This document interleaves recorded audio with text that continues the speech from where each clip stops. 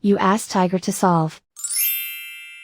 This deals with linear equations with one unknown. The final result is y equals -24. Let's solve it step by step. Group all y terms on the left side of the equation. Subtract y over 3 from both sides. Group the coefficients. Find the lowest common denominator. Multiply the denominators.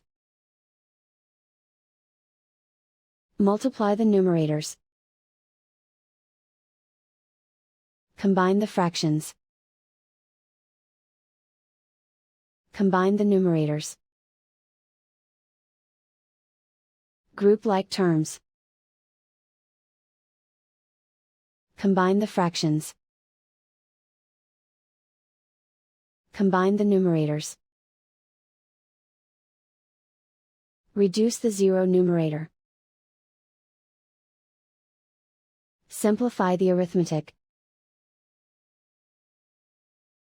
Isolate the y. Multiply both sides by inverse fraction 6/1.